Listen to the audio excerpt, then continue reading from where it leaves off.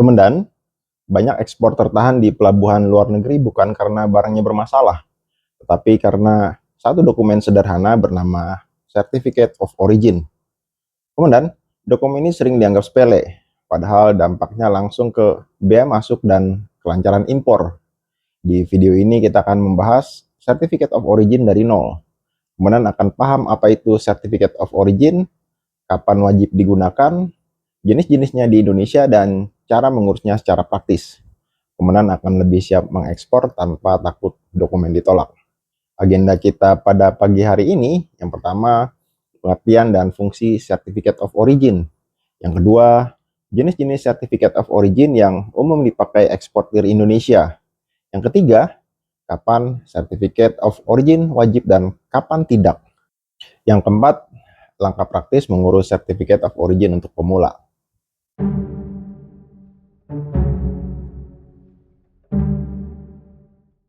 Kemudian, Certificate of Origin adalah dokumen resmi yang menyatakan asal negara suatu barang ekspor. Secara teknis, dokumen ini menerangkan bahwa barang tersebut benar diproduksi atau berasal dari Indonesia. Contohnya, kopi yang dipanen, diproses, dan dikemas di Indonesia akan dinyatakan sebagai produk Indonesia. Resiko jika tidak menggunakan atau salah mengisi Certificate of Origin adalah barang bisa dikenakan bea masuk normal atau bahkan ditolak.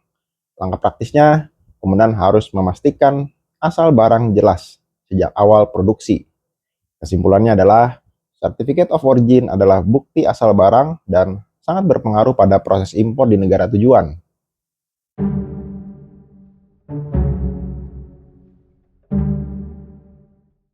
Kemudian, fungsi utama Certificate of Origin adalah untuk mendapatkan tarif bea masuk preferensi.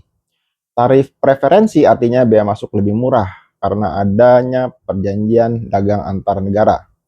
Contohnya, produk Indonesia yang masuk ke negara ASEAN bisa mendapatkan bea masuk 0% jika menggunakan COO yang tepat. Jika tidak menggunakan COO, importir akan membayar bea masuk normal yang lebih mahal. Langkah praktisnya, kemudian perlu menanyakan sejak awal apakah buyer membutuhkan COO.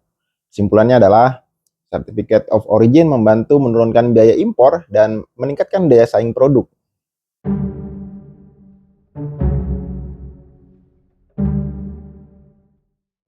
Kemudian, di Indonesia terdapat beberapa jenis Certificate of Origin.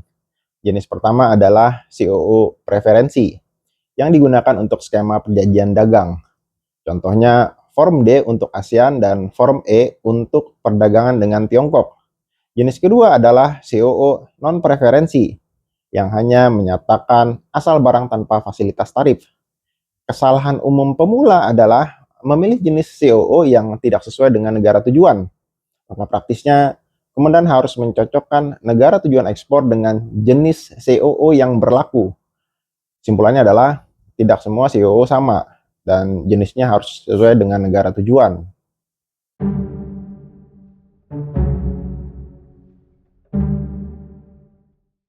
Kemudian, Certificate of Origin wajib digunakan jika diminta oleh buyer atau diwajibkan oleh negara tujuan.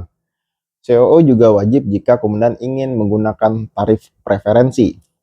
Namun, COO bisa tidak diperlukan jika buyer tidak memintanya dan tidak ada fasilitas tarif. Kesalahan umum UMKM adalah mengurus COO tanpa kebutuhan yang jelas. Langkah praktisnya, selalu konfirmasi kebutuhan COO di tahap negosiasi. Kesimpulannya adalah, COO tidak selalu wajib, tetapi sangat penting dalam kondisi tertentu.